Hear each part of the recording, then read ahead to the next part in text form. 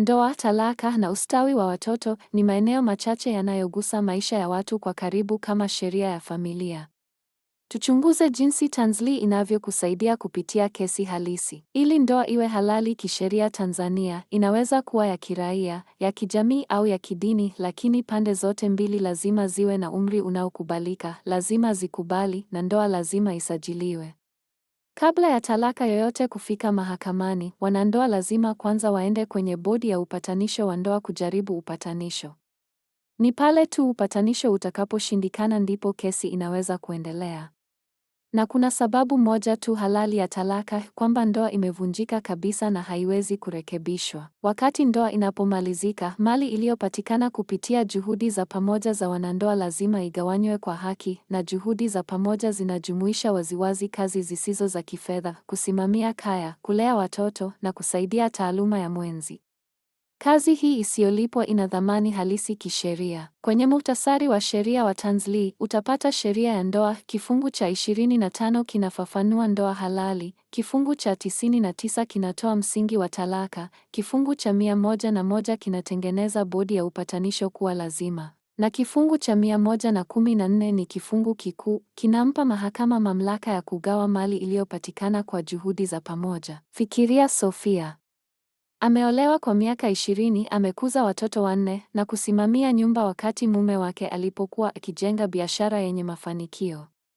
Sasa wanapogawana, anadai biashara na nyumba ni vyake peke yake. Hatua ya kwanza, mwongozo wa lugha rahisi unathibitisha kwamba miaka 20 ya kazi isiyolipwa ya Sofia inahesabiwa kama jitihada ya pamoja.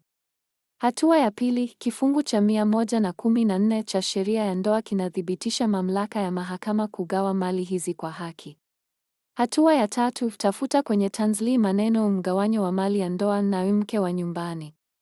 Utapata kesi ya Bi Hawa Mohamed dhidi ya Ali Sefu, kesi muhimu iliyotambua kazi za nyumbani kama mchango halisi, na kesi ya hivi karibuni zaidi ya Alois Masalu Mapembe dhidi ya Paulina Romanus Masonga, ambapo mahakama kuu ilithibitisha mgawanyo sawa wa nyumba ya ndoa kwa misingi ile ile.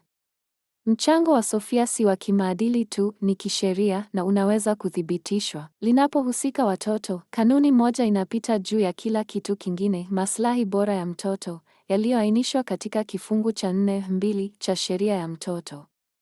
Akina mama kwa kawaida huchukuliwa kuwa na malezi ya watoto walio chini ya umri wa miaka 7, na wazazi wote wawili wana wajibu wa kisheria kuchangia matunzo, elimu, afya, chakula na makazi bila kujali nani anayemlea. Kwa Sofia, mpango wako wa hatua ni wazi: orodhesha kila mali iliyopatikana wakati wa ndoa, msaidie kumbuka na kurekodi mchango wake wa miaka 20, na msaidie kujiandaa kwa bodi ya upatanisho inayotakiwa.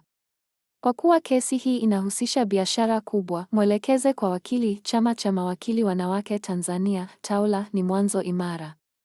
Hiyo ni utafiti wa sheria ya familia kwenye Tanzli, mwongozo, sheria, kesi, hatua.